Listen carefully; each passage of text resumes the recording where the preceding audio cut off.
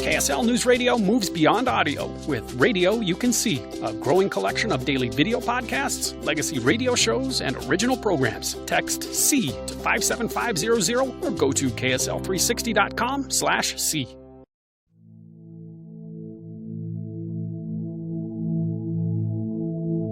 Hello and welcome to another episode of Mindfulness Plus. I'm your host, Thomas McConkey. Thank you for downloading us today. You are in for a particular treat today. If you're not familiar with the man, the teacher, the practitioner, the pioneer, Shinzen Young, this is really going to be an experience for you. I am so happy to introduce Shinzen. Of all of the people, the teachers I've met along the path, Shinzen, your work has influenced me in such profound ways. We have some space here to hear from you and your very unique take on and formulation of the Dharma. But if I could just make an introduction, Shinzen. Sure. Shinzen is very unique in that he not only has a deep mastery of the practice side, he's been practicing in different Buddhist traditions and styles for over 50 years now, but has just a staggering grasp of the academic side of Buddhism. So you might hear words from multiple languages in this episode. You might hear some jargony mathematical speak here. You're really in for a ride on this one. And Shinzen, I just want to extend a warm welcome to you. Thank you so much for sharing your time with us on Mindfulness Plus. Sure, my pleasure. Excellent. Well, Shinzen, where do we begin? Do you have anything for us right out of the gate? I've got lots of stuff. Well, I guess my main message to the world is that there's something that I call modern mindfulness. I define modern mindfulness as contemplative practice co-evolving with science. So to me, that is a huge concept, potentially not just a game changer, but a meta game changer. A game changer changes how the game is played, but this meeting of the most powerful disciplines of the human species could, I'm not saying will, but could give rise to something that doesn't change how the game is played on this planet. It changes what the game is. The game has, for millions and millions of years of evolution, the game has been competition for limited resources. And the game changer, meta game changer that may arise from the best of the East cross-fertilizing with the best of the West is that human beings' ability to appreciate resources will be dramatically increased. And that's just and that's complete democratization across the planet for everyone. So everyone gets 10 times richer because they learn to live life 10 times deeper. So that's an enormous concept. Now, in the history of science, it has often happened that a well-developed branch of science suddenly is seen as having a natural relationship to some other well-developed branch of science, and they cross-fertilize and create something new. That's a theme that has happened over and over again in general in the history of science and in the history of math. But the notion that takes that to a whole meta level, a whole other level, is in the late 20th century, we discovered that there is a natural meeting between contemplative practice and modern science. And I can specify precisely what I mean by that meeting, what their intersection is, how each can potentiate the other, creating a synergy. That discovery, to me, is I call it the big idea. It is a huge idea. Yes. Now, it's an idea, so we don't know for sure if it will deliver all the goodies that I can imagine it delivering, but it's not unreasonable that might happen. So I guess that's my main message, is to deeply understand in a precise way what the contemplative practices of our species have been, East, West, ancient and modern. There's a paradigm wherein we can sort of get a unified view of that. I call it unified mindfulness. And then to have an appreciation for science both as a powerful cultural institution, but also as a deep human experience, to understand sort of the nature of science. And once you get a clearer understanding of those two, suddenly you can see this natural way that they can reinforce each other moving forward in time. Beautiful, Shinzen. So this is what I love about Shinzen, everybody. He brings it out fast and hard, and he sets the bar high. So here we are. We're talking about a new world. We're talking about a new potential destiny for the human species. And we're about 3 minutes in. Here we are. All right. So Shinzen, I've got a question. For the details, they can read the last chapter in my book, The Science of Enlightenment. Absolutely, which is just show it out there. Yep, just a gorgeous book. Shinzen's new book, The Science of Enlightenment, and an audio series from Sounds True that is beautiful in its own right, also titled The Science of Enlightenment. That audio series, Shinzen, changed my life as much as any single work from any single human being I've ever come across. It's staggeringly brilliant and heartful and compassionate. Yeah, so I highly recommend that to people. I've got a question for you, Shinzen. So you're talking about science. You're talking about the best of Western civilization, science, the best of Eastern civilization, this contemplative science, we might say. If I could back it up a little bit and ask you, let's get a little bit about your background. What originally piqued your interest, your curiosity around this potential marriage, if I can call it that? Yeah, I call it the marriage of the millennium. Okay. Well, so my background would not have predisposed me either to the practice of meditation or to the or to a competency in science. I was, according to my mother, what mothers call a difficult baby. My earliest memories were of being miserable, impatient. I couldn't handle any kind of physical discomfort. When adults were going through strong emotions, I would just freak out. I couldn't handle it. So I was not the kind of person that could really face themselves, sort of the opposite of that kind of person. And also, I failed all my math and science courses in school, much to the chagrin of my parents. So when I would come home with these bad grades in algebra and geometry, these high school subjects, it was not a pretty scene. So I was very much an underachiever and just sort of wimpy and impatient and unhappy all the time. I love when you use this adjective, Shinzen. You describe yourself as a wimp. And then you get into this new stage in your life where you go into Eastern practice, living in Asia, and no one would describe that as wimpy, what you went through. Well, it was a bit of a shock given, what I brought,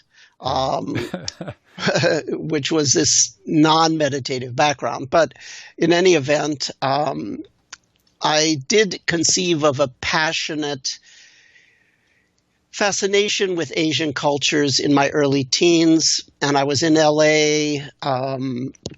It was not cool at that time to be interested in such things. I'm almost 73 years old. When I was born, World War II was still going on. My father was fighting the Japanese. And being interested in things Asian in general, and Japanese in specific was not a cool thing in the 50s in LA. But for some reason, I just got interested in it. And I found out that they had Japanese ethnic school in addition to public, American public school. So I decided I wanted to go to both. I went to Venice High School in Los Angeles, but I also went to Sawtelle Japanese Language School. By the time that started when I was in what is now called middle school, but what we called junior high in those days. So by the time I was out of high school, I had the privilege of growing up bilingual and bicultural with Japanese. But then I realized you could never quite deeply understand Japan without understanding the Chinese cultural background. So my parents dutifully got me a Mandarin tutor.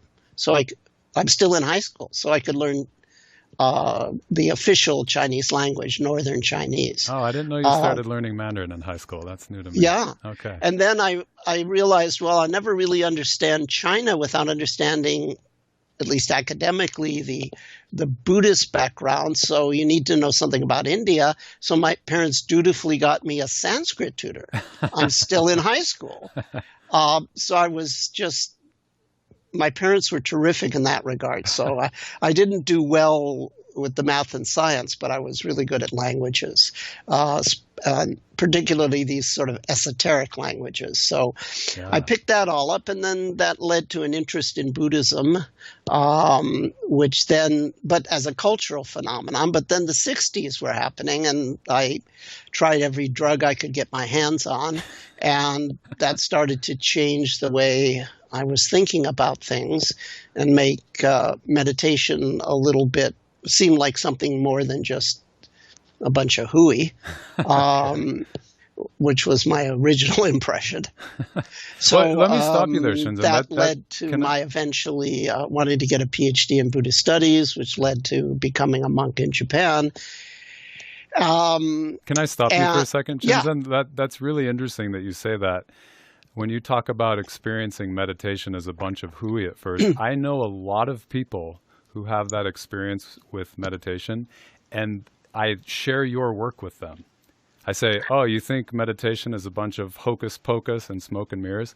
And I refer them to your work, and because I haven't met a teacher who brings as much rigor to the path of meditation, as much science to the path of language as you have. So it's really incredible that you've managed to take something Eastern and mystical and ground it in the hard science of the West. It's really an incredible accomplishment. My mission is to take the mist out of mysticism. Right. Well, you're ahead of pace. Yeah, I'm pretty hard-nosed. It's all logic and evidence-based. And a lot of traditional things have to be let go of, but it turns out that the core transformative practices can stand the test of rigorous evaluation, logic and evidence. So even after you drop the things that are superstitious or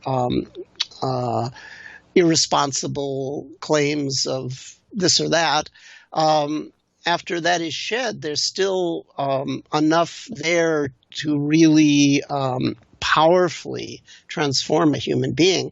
And that's why this is so, incredible that is indeed the case. So I'd like to talk about what science can do for contemplative practice and what contemplative practice can do for science. Yeah. One of the things that science can do for contemplative practice is validate its effects. There are literally, at this point, I would imagine tens of thousands of articles, of course, representing a spectrum of quality. Yeah. But among those articles, there are some that are very solid science that show that, in the immortal words of my generation, this works. So that's one of the things that science can do for us.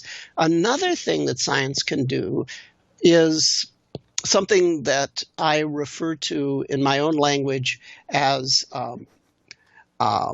information, not information, but information. What I mean by that idiosyncratic way of talking is that there's something called the spirit of science. It's what the human experience of science is. It's a combination of intellectual skills and certain kinds of emotional tastes that the best scientists have. And that spirit of science can inform the way that we teach meditation. And that's when you're referring to my work as having some distinct qualities. Those qualities that you're seeing, I describe in my own language as pointing to the fact that the spirit of science has deeply informed the way that I present the contemplative practices. Anyway, to answer your question quickly, I was in Japan. Like I say, I had sort of done some hippie stuff. I had lived in the Haight-Ashbury, et cetera, but I was also an academic.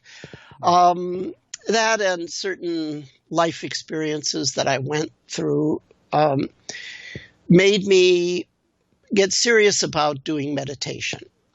So they made me do it the old school way. It was very tough. And I, as I say, was essentially not very strong.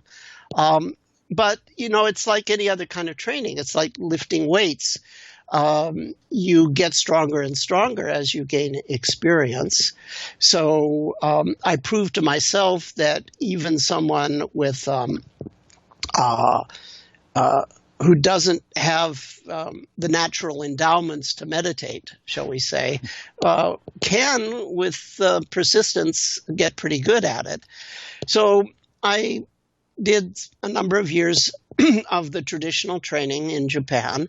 And at one retreat, I met a Catholic priest named Father William Johnston, who was a Jesuit. He was another academic, and we became friends. And through him, I learned that meditation is not just found in Buddhism, it's found everywhere. Christianity, even in the tradition that's my family's tradition, which is Judaism. I had no idea that there was a whole Jewish meditation technology. I learned that from a Catholic priest. The other thing I learned from a Catholic priest was that science was beginning to weigh in, even in those days. This would be the late 60s, early 70s. Can I pause you on that, Shinzen? Can I ask you a question? It's curious to me that we don't know about Christian meditation, about Jewish style meditation, Islamic. Here we are having a conversation about how to draw from the technology of Buddhist practice, if you will. Could you say a word about why don't we hear more about other traditions? Well, if a person wants to look that up, they can. There are numerous online resources on the contemplative practices in those traditions. And people that belong to those traditions do know about these things. What you're saying is true, though. Buddhism, in terms of this dialogue between East and West, Buddhism in general, and specifically the mindfulness type practices from Southeast Asia, they're the 1,000-pound gorilla. They sort of dominate the dialogue. However, I would say that is actually justified and that there's a reason for it. Because the Buddhist tradition, of all the other ones, compared to the other traditions of the world, the Buddhist tradition is the one that, although it is not scientific by modern standards, it is rather science-like in a number of ways. So there's already a basis for dialogue. Furthermore, the meditation is the centerpiece in Buddhism, and in the other traditions, it may be viewed as important or marginal, depending, but it's not it's not the name of the game the way it is in Buddhism. Yeah. Christianity in the Middle Ages was quite meditative, but it also believed in rituals and doctrines, and those were very important for salvation. Whereas in Buddhism, your quote salvation is the result of your practice. So I would say that contemplative practice is central in Buddhism, and it is also the case that just about every approach to contemplative practice that has been used anywhere in the world has an example somewhere in the Buddhist tradition. There's a wide range of technologies that are in Buddhism. So Buddhism does, in a sense, contain all the basic ways to meditate, or most of them anyway. And then couple that with the fact that Buddhism has certain science-like qualities. It's not for nothing that it dominates the dialogue. Anyway, just to complete your thing that you asked me originally. So Father Johnston knew Japanese researchers who were doing brainwave research on meditators, and he clued me into the fact that this was happening. So it's like, it occurred to me, I'm going to be leaving Japan in a little while. I'm going back to, quote, the West. Maybe I should go back to my bête noire, the thing that I had done so poorly with, which was the math and science, because I can bring a new power to it, because now I've got a number of years of meditation under my belt. I have concentration power. I have the ability to deconstruct my limiting beliefs. So I used my meditation skills to revisit math and science. And sure enough, like I say, this works. And not just for spiritual or liberation thing. It works for performance skills, academic performance skills. It raised my IQ significantly. And gave me the ability to actually excel in math and science. So I did on the spec that someday in the future, once again, we're talking early 70s here, that someday in the future, maybe there would be this marriage of contemplative practice and modern science. Well, sure enough, the Dalai Lama started to talk to the Nobel laureates, the Mind and Life Institute. It started to gain momentum, and now it's like everywhere. Most academic institutions around the world have some sort of research going on with mindfulness or meditation type things, and it's like, holy, it actually happened. And fortunately, I had prepared myself to have a place in this brave new world. Wow. Amazing, Shinzen. Yeah, I'm curious. You know, I've got a lot of different memories of you and stories you've told in the past going through my head. For the moment, I just want to open up this question to you. For all of these listeners here at Mindfulness Plus, what would you say to them about what this new union is yielding in terms of science and contemplative practice coming together? What do we know now about meditation that we didn't know, that we couldn't know 2,000 years ago, you know, as the Buddhist tradition was evolving, being formulated? Yeah, if you could just let us into that research. Well, you remember the old Sopranos series, that TV series? I remember it. Not familiar with it. That was one of my favorite TV shows. And there's, in the first episode, the main character, Tony Soprano, says the line something to the effect of, "It's good to be in on the ground floor." He was comparing the mafia in the 50s to the current mafia. Okay, he wasn't in on the ground floor. His father, and that and their fathers, the previous generation, were the ground floor, okay? He's coming too late to the game. So there's this line, it's good to be in on the ground floor. Now, that has a lot of meaning to me because I and my buddies, we're in on the ground floor, which is both an agony and an ecstasy.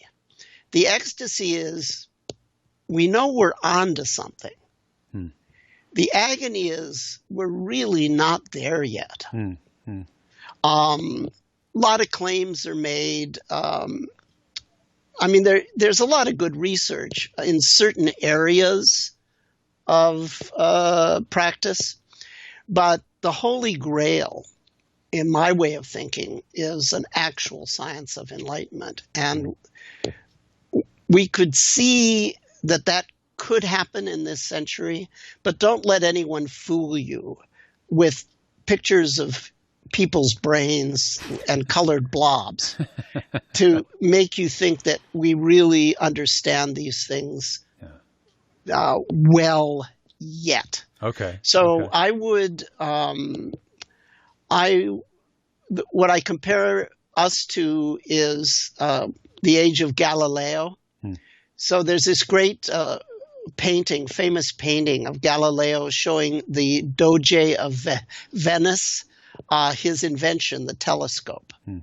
And it's a crude device, right? The Galilean his original telescope. So they're looking through this crude device, but they know they're onto something because it's an awareness extending tool that doesn't distort.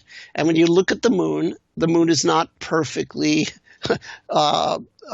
spherical the way Aristotle says it has to be, okay? It's not that way at all. And in fact, the Earth is not stable, okay? The Earth turns, et cetera, et cetera. So they knew they were onto something, but they weren't there yet. Kepler hadn't lived yet. Newton hadn't lived yet. Maxwell hadn't lived yet. Einstein, okay? So they knew they were onto something, but the details and the bulletproof evidence wasn't there yet. So that was the ground floor. So it's exciting because you're pretty sure that you're onto something, but it's also sort of frustrating because we're not there yet.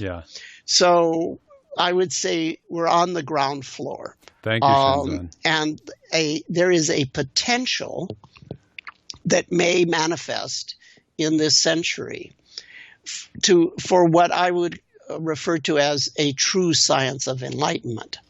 Can I stop you? Yeah. So let me just say this for people who aren't familiar with your work. What I've noticed about you, I came across your work in 2005. I've been following you very closely for the last 12 years. I've noticed that you, more than most teachers, don't shy away from this term enlightenment. And that's unique about you. And you take it a step further and suggest that there's a potential science of enlightenment where enlightenment could be common currency in the human experience at some point in the future.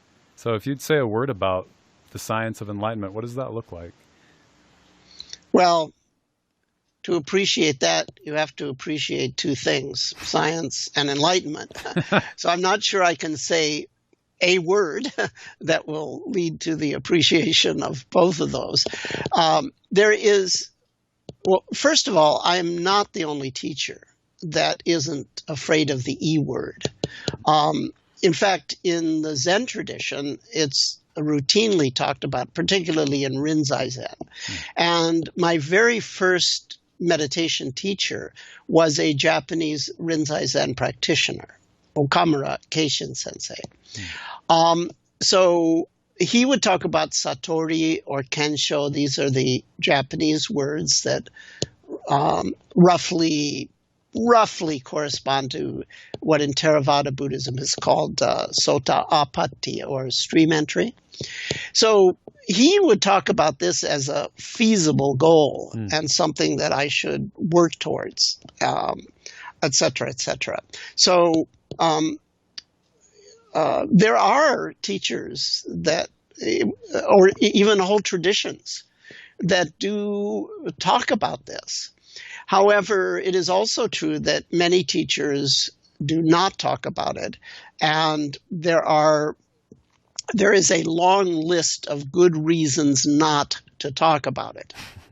And of course, I know those reasons, and I respect those reasons, but I have elected to ignore those reasons.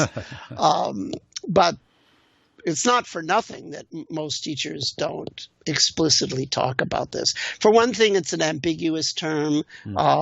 What one teacher might say, confirm as an enlightenment experience, another teacher might say, "Oh no, that's just that's the beginning of a beginning." So it's a little bit of a movable feast as to how it's going to be defined. That's a problem and a reason not to talk about it. It's not necessarily something that happens suddenly, even though the books often describe it that way. In my experience, most of the students that I've worked with that I would say have some degree of, quote, enlightenment, it did not happen suddenly.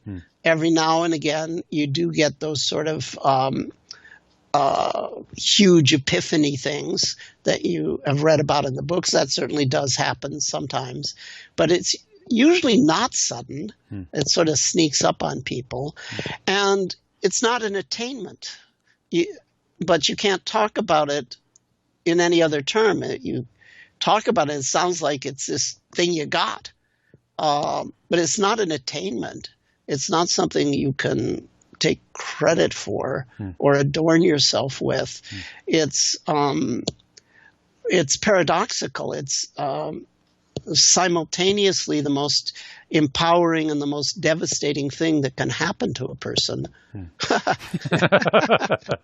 So there's no informed consent. Well, okay, so you can see there's a lot of reasons not to talk about it. Here we are. Yeah, to say nothing of the fact that very quickly you're saying a lot of weird shit, like I just said. Right. Because it's quite paradoxical. Yeah, so here we are. Mindfulness Plus, speaking to the Buddhist crime boss of the Western world, Shinzen Young.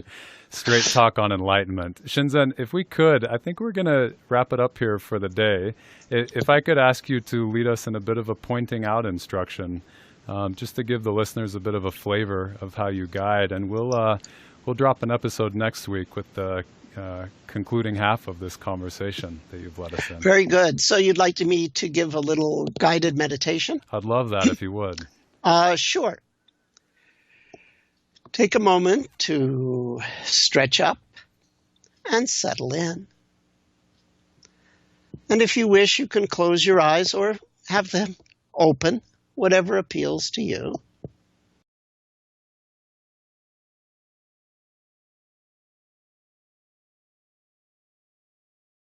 Now bring your attention to your body experience.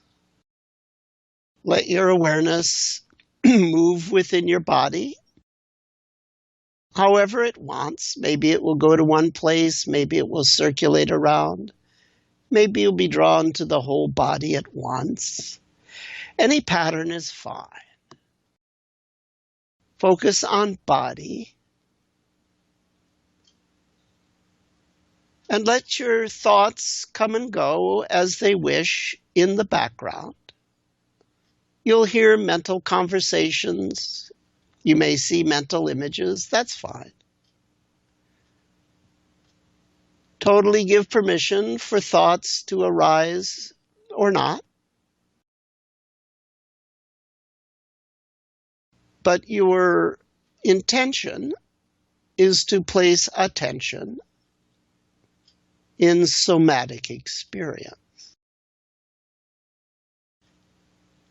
Every few seconds, say to yourself the mental label feel to remind you that you are feeling. It could be physical. It could be emotional. It could be pleasant, unpleasant, both, neither, subtle, intense.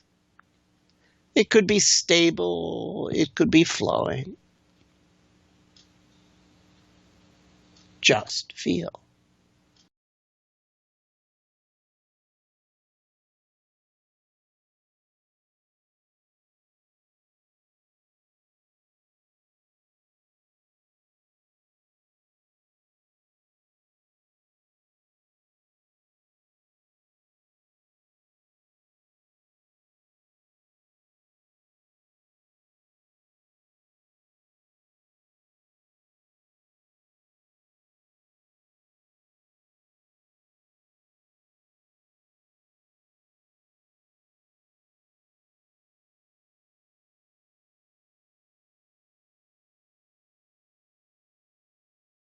Now continue to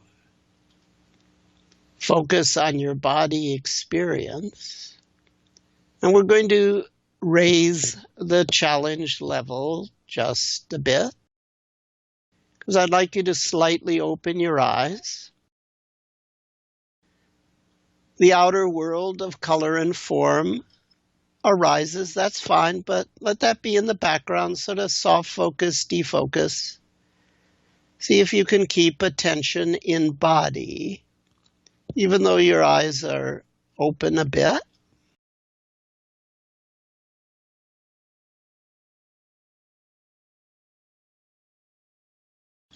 And then gradually open wider and wider until your eyes are completely open, but your awareness is back. Back in the body, the physicality, the perhaps emotionality.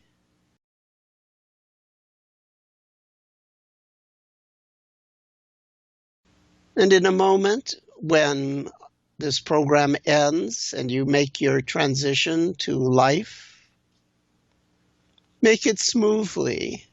See if you can retain some embodiment. Perhaps coming back to this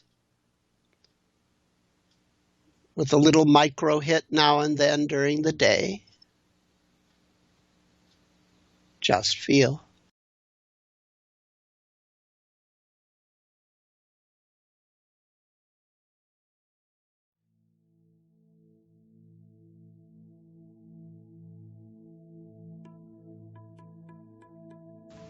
Okay, Tom. Thank you, Shinzen. We're That was good. gorgeous. Yeah. Thank you so much for downloading this episode of Mindfulness Plus. We'll be back next week for the second part of this conversation with the illustrious Shinzen Yang.